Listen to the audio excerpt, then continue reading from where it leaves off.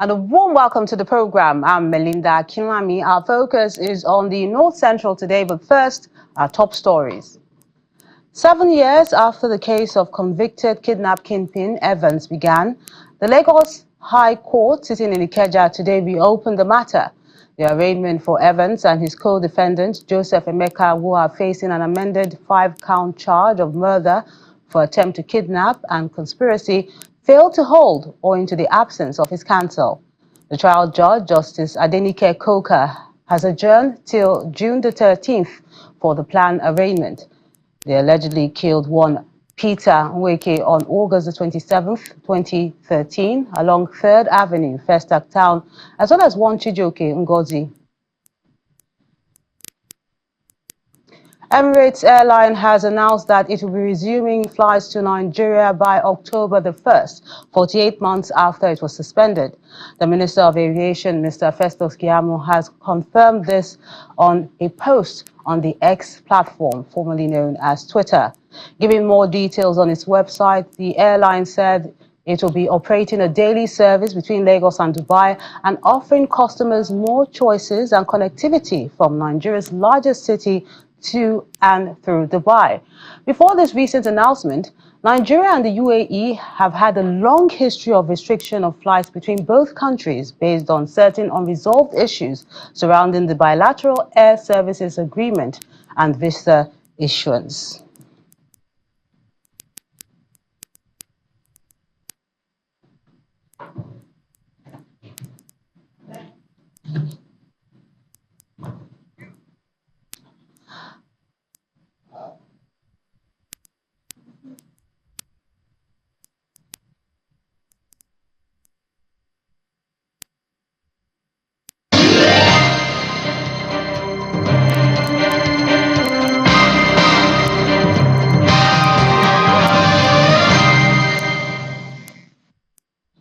The Vice President will chair a high-level dialogue on advancing the gains made within the first year of the current administration tomorrow, May the 17th.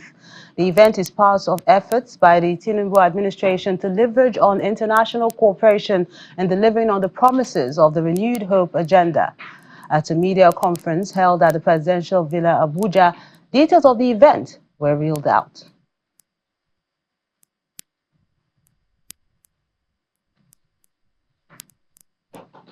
The United Nations Children's Fund, UNICEF, is set to collaborate with the Plateau state government to promote the safety of children and teachers in schools, as well as improve the health and nutrition of women and children. This was revealed during the signing of the Child Nutrition Fund Memorandum of Understanding and inauguration of Safe School Steering Committee to domesticate the minimum standards for safe schools.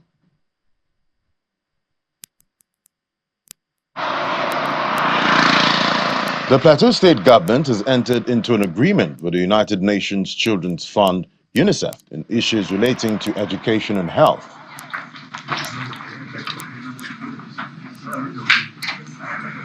The governor, his deputy and top official received the UNICEF Nigeria team at the government house in Jos to formally endorse the Child Nutrition Fund partnership, with each side contributing $200,000 to fund the project.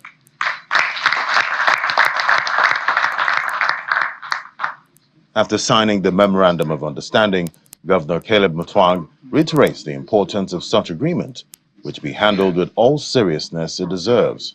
Those who are charged with implementing this project need to know that much is expected from them. It's not for just Plateau. I know that the Federal Ministry of Budget is in charge. Its mandate is to liaise with international agencies, particularly when it comes to funding of these kind of projects. But that notwithstanding, we would need to pull all the resources from the various ministries because the structure for this funding is right from the federal government. Then a UNICEF Chief Field Officer, Dr. Tisha Rain, stresses the importance of dealing with malnutrition amongst children, which is at the heart of this initiative. I would like to commend and appreciate this Plateau State government for this initiative. Today we have signed the Memorandum of Understanding, where Plateau State government is contributing 200,000 for child nutrition funds. and UNICEF is going to match it one-on-one. With the increase in out-of-school children due to various attacks in some communities, as well as threats of kidnapping and abductions in the North Central Zone, the inauguration of the Safe School initiative is timely as the committee is set to implement the minimum standards for safe schools. This is the government, taking the next step of ensuring that we don't just talk, we make it very tangible. And the responsibility bestowed on us is simply to ensure that the policy document is implemented.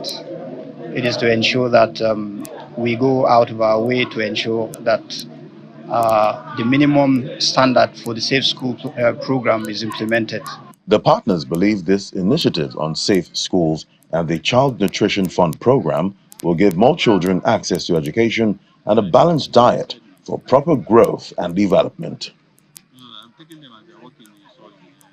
In Kwara State, there's a new campaign for people to farm within their compounds, at least to feed their families. The federal government is equally encouraging Nigerians to go into such practices in order to enable food sufficiency in the country.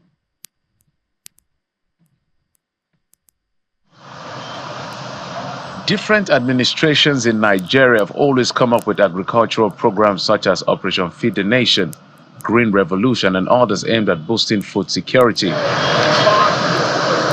The current administration is talking about making the country food sufficient.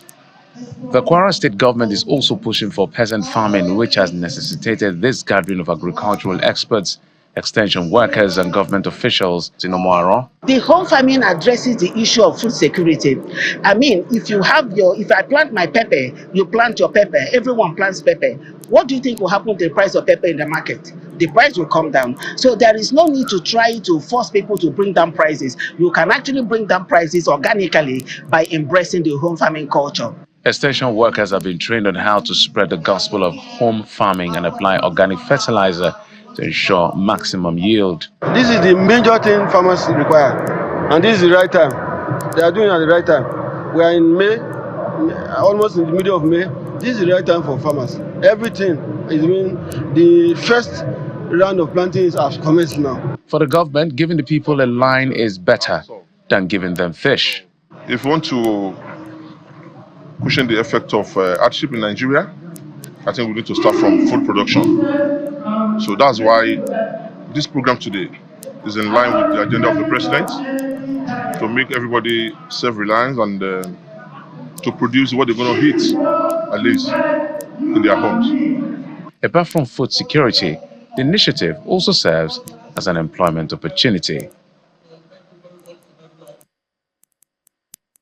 For Nigeria to attain the desired prosperity, it's important to achieve food sufficiency. This was reiterated by the president, who was represented in Niger State during the groundbreaking for the construction of 84 kilometers dual-carried Minna-Bida Road. The road is a major economic route linking the north and the south, and a major agricultural belt as well. This is the ancient Bida town, popular for its blacksmith craftsmanship, which has not grown due to the poor road leading to the town from Minna, the Niger State capital. The previous administration had earlier awarded a contract for the road construction in February 2020, but was only able to deliver 7 kilometers before its exit. So now we thank God. We thank God. When this new governor wants to repair this road for us, our motor can go Minna twice in a day or once in a day. This event is a sigh of relief for the residents, as Governor Umar Ubago reveals that funding has been secured for the project. We cannot sustain this just like that. We need to produce. So the teeming youths that are here, you have opportunity to be suppliers of cement, stones, sand, to the carpenters, the iron benders, the welders, even the mechanics. You have job to do. The president, who's represented by the Minister of Information and National Orientation, Mr. Mohammed Idris says the federal government will continue to collaborate with the state to achieve the desired prosperity, especially in agriculture. We all know that without sufficiency in agriculture, Nigeria will not reach the desired prosperity that all of us want to take it to. The president has always insisted that for Nigeria to grow, there must be a larger cooperation between the federal government and the subnationals. So what the governor is doing today is an indication that indeed President Ahmed Bola Tinubu is walking the talk. Let me say that we are very proud of Governor Umar Babu and present him as a shining example of good governance.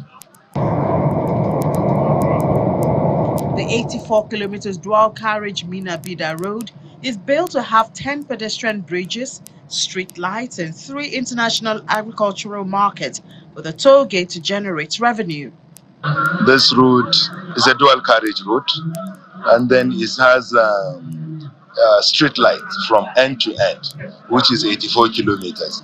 And then it has so many benefits. I can't count the number of benefits. It has markets, it has schools, it has, it has pedestrian bridges.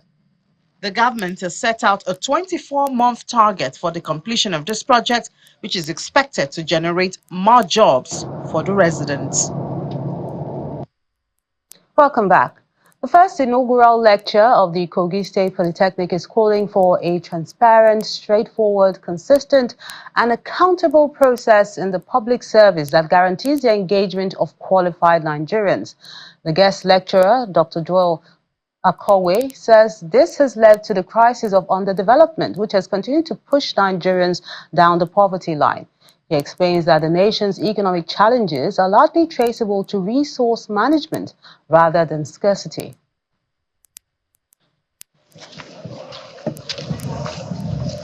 It's the first inaugural lecture of the Kogi State Polytechnic, as members of the academic board and senior lecturers file in and make their way in an official procession. Kogi State Polytechnic, the first in the history of Kogi State Polytechnic. This is the maiden event. The maiden event is attended by government officials, members of the state legislature, top-ranking traditional rulers, heads of security agencies, captains of industry, students, and journalists. The rector of the Polytechnic, Dr. Usman Ogbo, highlights the importance of x-raying issues of national importance, such as the inefficiencies in the public sector that leads to mismanagement of resources. Today, we are gathered for another milestone by way of innovation geared towards strengthening academic excellence in the institution. The milestone is the commencement and celebration of those that have attained the pinnacle of their promotion in the Polytechnic education system. It is therefore not out of place for us to say that today will go down in the history as the day another significant academic ritual was instituted in Kogi State Polytechnic Lokoja. Blazing the trail of inaugural lectures in the Polytechnic is a former dean of the Department of Public Administration, Dr. Joel Akowe, who frowns on the selection and recruitment process in the public sector. The quality of a nation's economy fundamentally depends on resource identification, development, and utilization.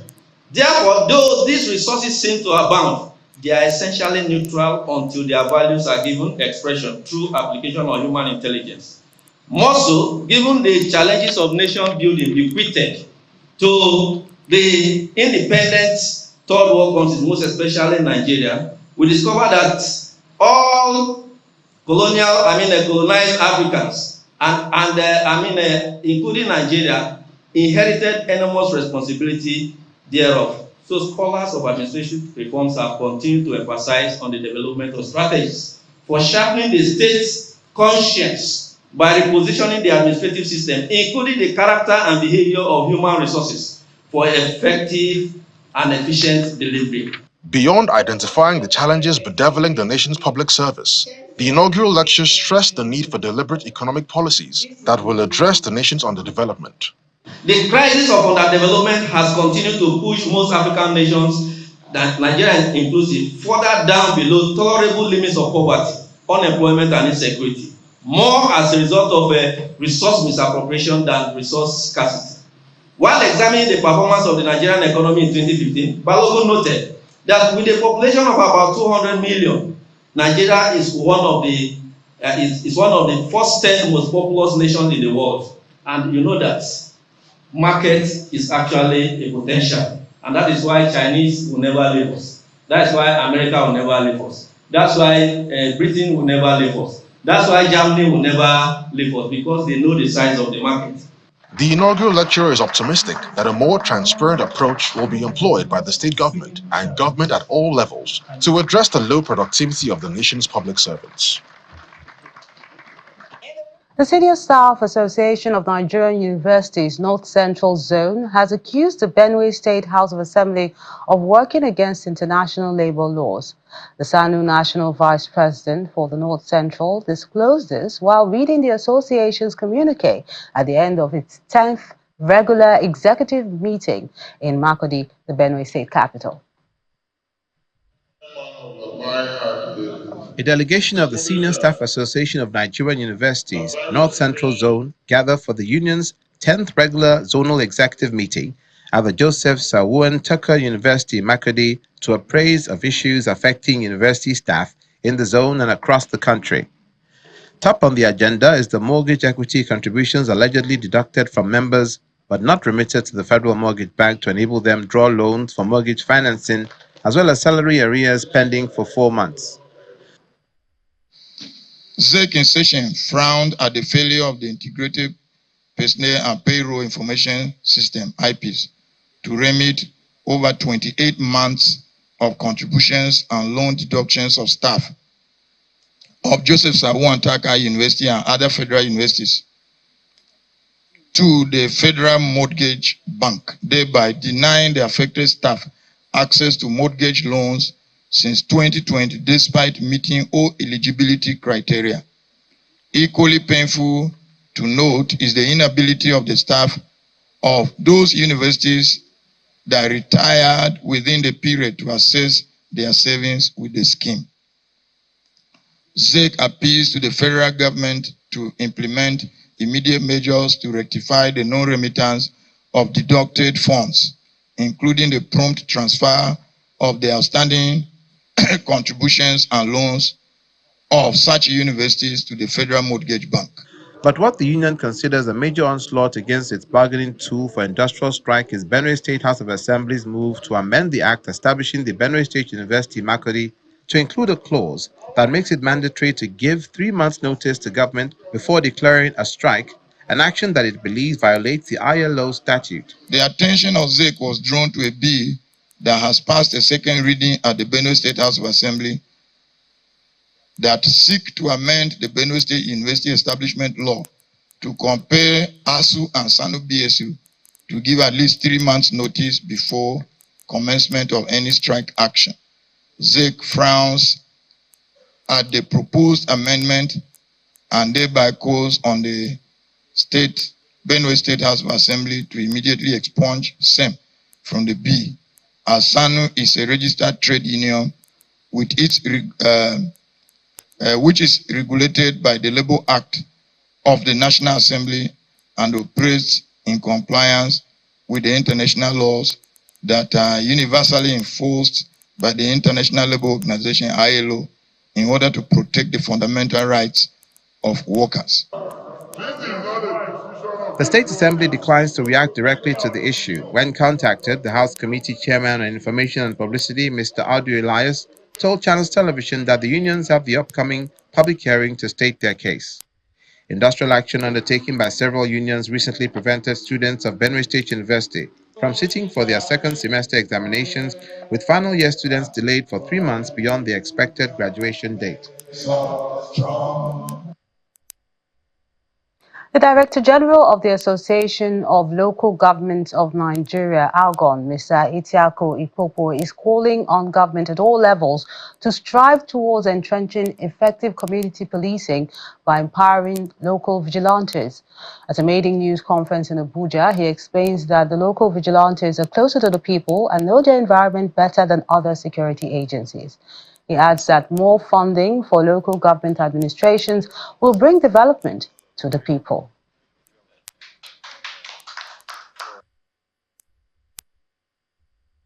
As I speak, before I came in, we're working on community policing.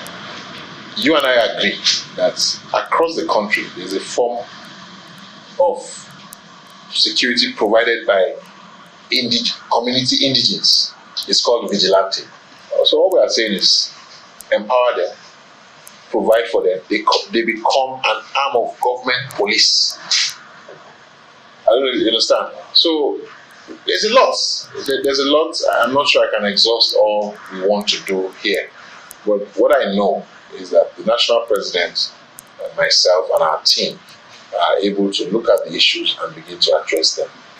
The NGF is our core partner, and we intend to hit the road working with them to ensure that there's stability. And, our prayer is that as we unfold our program, the media is there for us. We work with you. What I would say is that the states that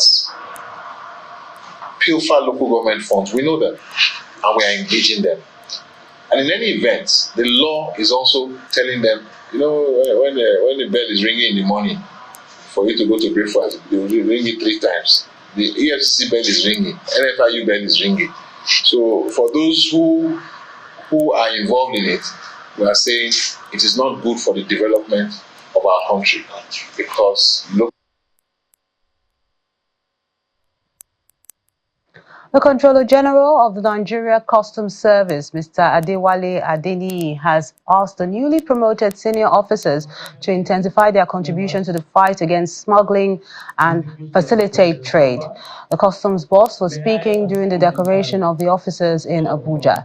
He also instructed the new heads to ensure they have a shared vision on how to fulfill the mandate for their departments towards meeting the Custom Office revenue target for 2024 and beyond.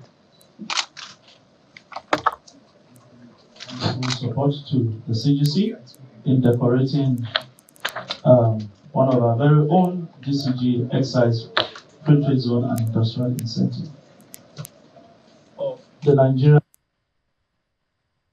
We have a responsibility to continue to guide those younger generations of officers, to provide them mentorship and give them the strategic direction that they will need to lead the service when the time comes.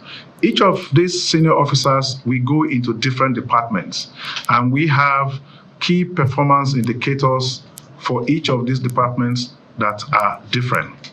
But however, the service does have our basic KPIs that is used to track how we do, how we fare in raising revenue for government, in fighting smuggling, and putting in place measures to facilitate trade. So I will be having conversation with those of them who will be heads of departments to ensure that we have a shared vision regarding how we can go about fulfilling the mandate for each of the departments. We will also set in place an effective monitoring system that would enable us to track the performances of each of the heads of department to ensure that we do not regret the choice and their choices. That's the program today. Thank you so much for watching. I'm Melinda Akinwami.